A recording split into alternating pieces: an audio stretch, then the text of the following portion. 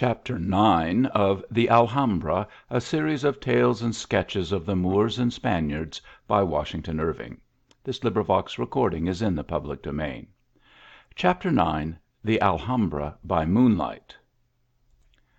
I have given a picture of my apartment in my first taking possession of it. A few evenings have produced a thorough change in the scene, and in my feelings.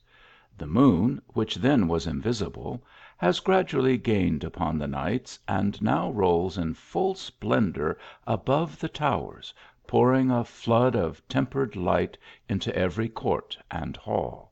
The garden beneath my window is gently lighted up. The orange and citron trees are tipped with silver. The fountain sparkles in the moonbeams, and even the blush of the rose is faintly visible. I have sat for hours at my window, inhaling the sweetness of the garden, and musing on the checkered features of those whose history is dimly shadowed out in the elegant memorials around.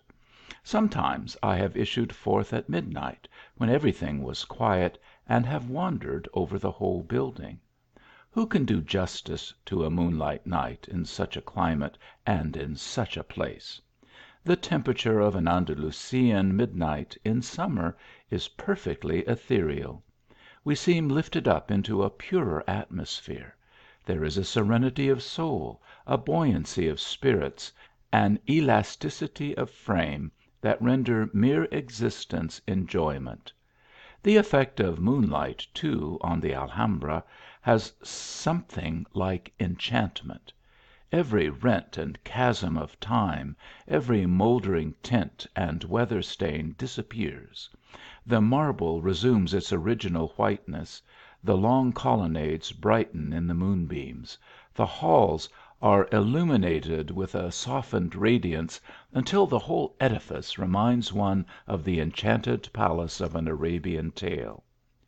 At such times I have ascended to the little pavilion called the Queen's Toilette, to enjoy its varied and extensive prospect.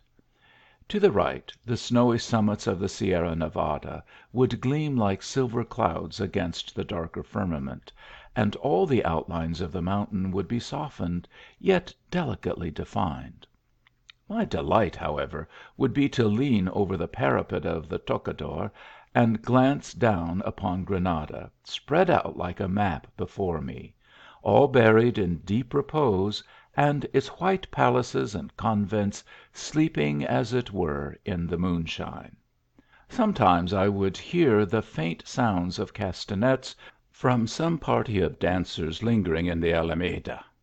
At other times I have heard the dubious tones of a guitar, and the notes of a single voice rising from some solitary street, and have pictured to myself some youthful cavalier serenading his lady's window, a gallant custom of former days, but now sadly on the decline, except in the remote towns and villages of Spain.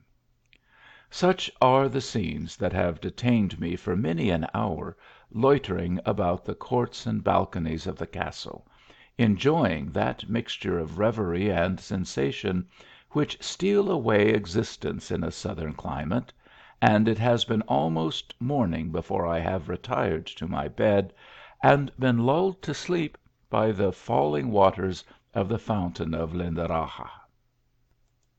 CHAPTER X.